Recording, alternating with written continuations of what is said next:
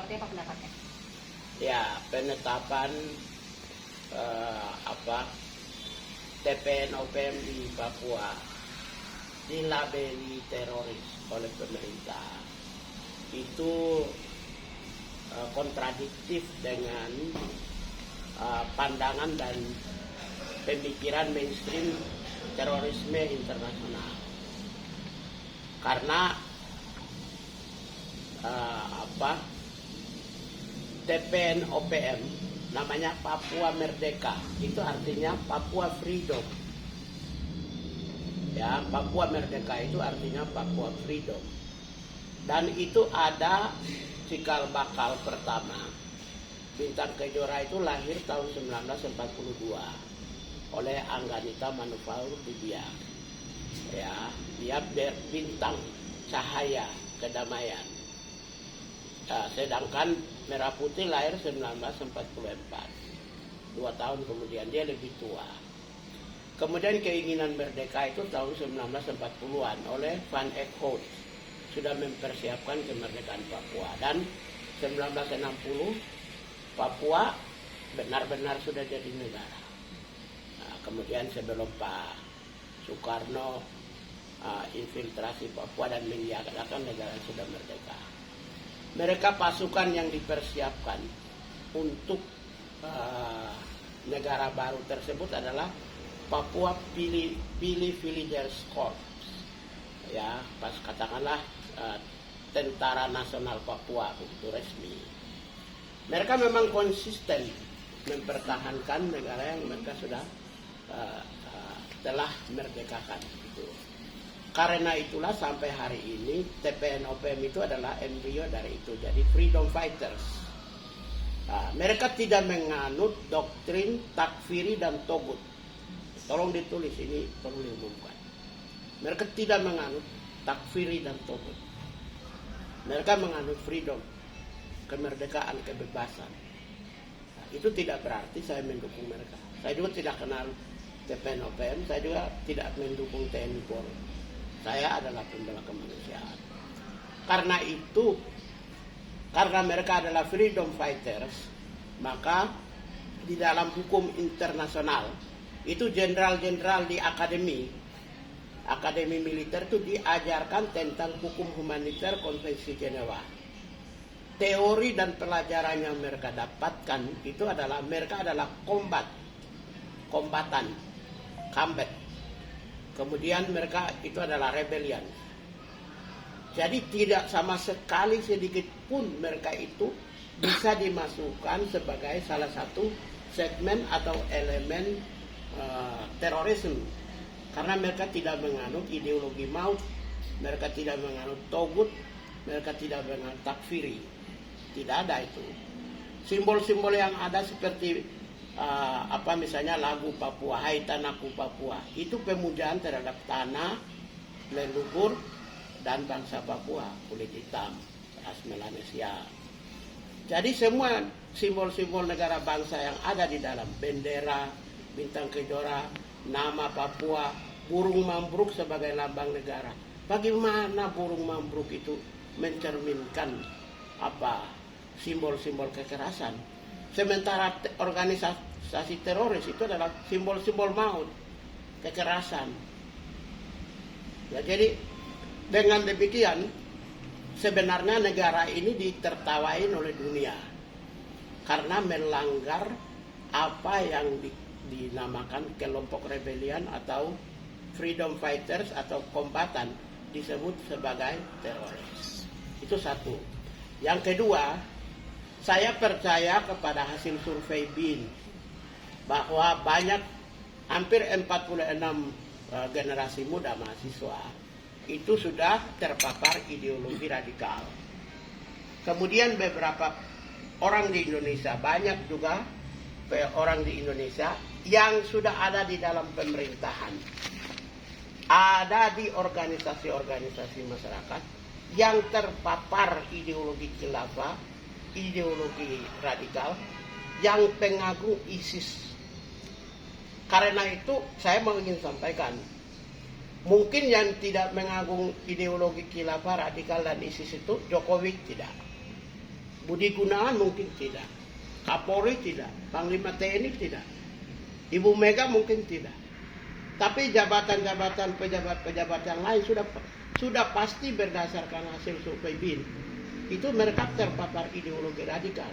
Kalau mereka terpapar ideologi radikal, maka kebencian intoleran, kebencian terhadap agama-agama lain itu sudah pasti tertanam. Maka dapat diduga, ya ini adalah kemenangan kelompok khilafah, kelompok pengagum ISIS di Indonesia. Jangan sampai pejabat-pejabat itu terlindung di balik Pancasila dan undang-undang. Tapi mereka punya skenario. Saya tidak menuduh siapa-siapa, tapi ini adalah indikasi saya menerjemahkan survei dari BIN, Badan Intelijen Negara.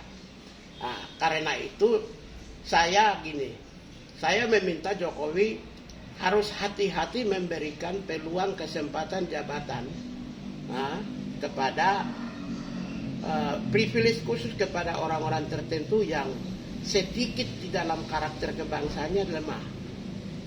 Karena orang yang memang jenderal-jenderal banyak juga yang menolak TPNOPM dikategorikan sebagai teroris. Siapa aja tuh, Bang? Pak Susno Adi Winoto, jenderal, sudah tegas, sangat tegas menolak.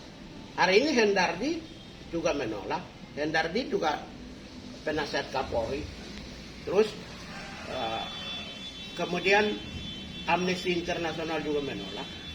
Lalu Komnas HAM juga menolak. Semua pendukung civil society sudah menolak. Ya, karena itu apa yang Pak Gubernur Papua sampaikan bahwa penetapan itu harus ditinjau kembali dan konsultasi dengan PBB.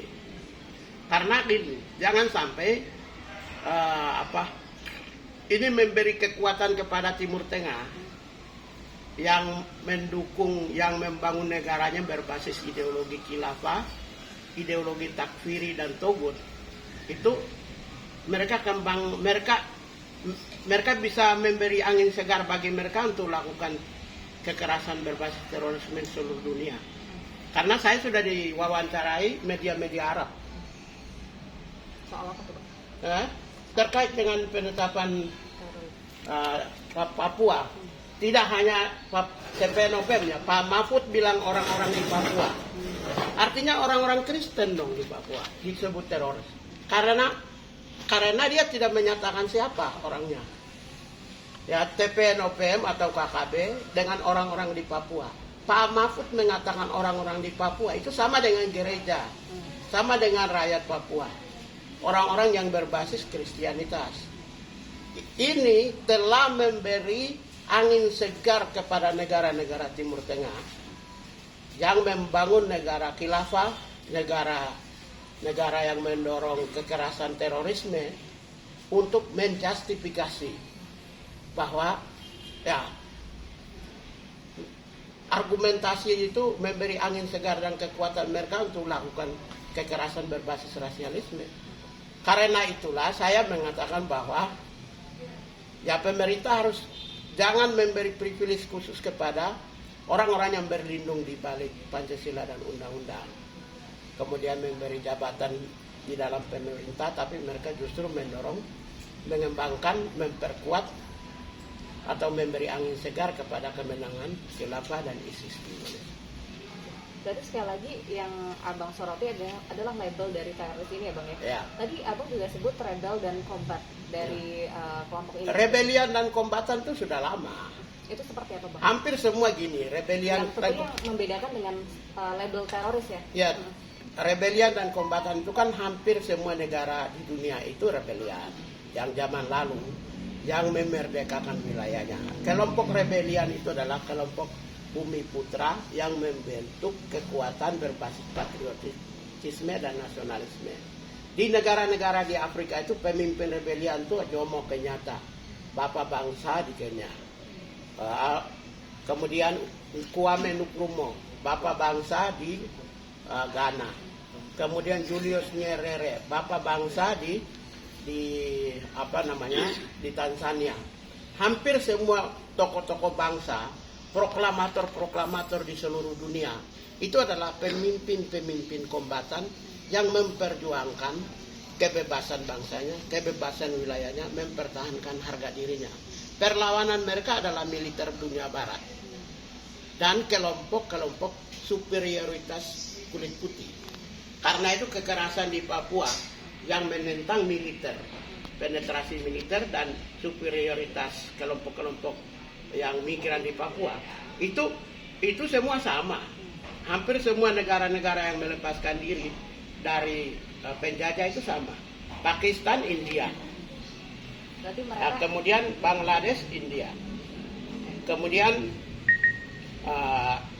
Rusia dulu, Uni Soviet ada 15 negara yang menentang Uni Soviet. Nah, itu mereka menentang tentara dan mereka menentang kekuasaan Rusia. Kemudian Yugoslavia juga sama, orang-orang Slavia menentang Yugoslavia, orang-orang Srebrenica menentang Yugoslavia, orang-orang Bosnia menentang Yugoslavia. Jadi militer Yugoslavia dan orang-orang Yugoslavia ditentang oleh suku yang lain. Karena itulah masuk dalam kategori rebellions atau freedom fighters. Jadi tidak ada hubungan sama sekali dengan teroris. Teroris itu tidak harus menganut, ada dua doktrin. Ya, yang saya pahami yaitu doktrin takfiriyah dengan doktrin Togut.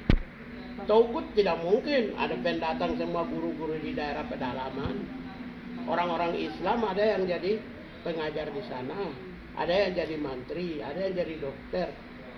Jadi bagaimana Togut?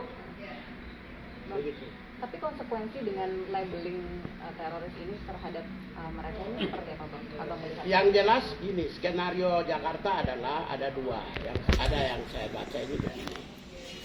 Yang pertama, sebuah desain skenario tujuannya adalah tidak hanya sekedar memberangus KKB atau TPNOPM, tidak hanya sekedar itu. Karena Jakarta sudah menggunakan maksimum essential force, maksimum, saya tidak pakai minimum, bertahun-tahun, tapi mereka tidak mampu menyelesaikan. Apa enggak kemarin operasi militer dibawakan dari Panglima Komando Wilayah Gabungan itu berhenti? Kan juga enggak.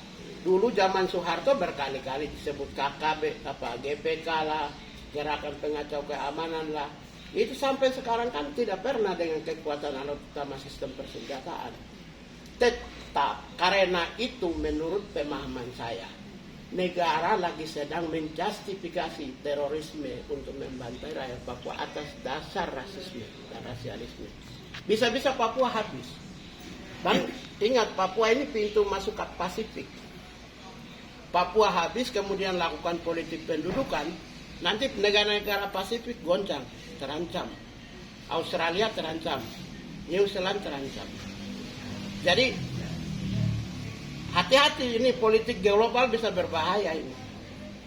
Berarti saran dari Abang atau masukan? Kalau saran dari saya, sudah kembali ke normal aja. Lo mau kasih nama apa ke, mau apa kucing ke, mau anjing ke, mau KKB ke, mau apa, tapi jangan teroris. Karena teroris itu bisa menggoncangkan kawasan.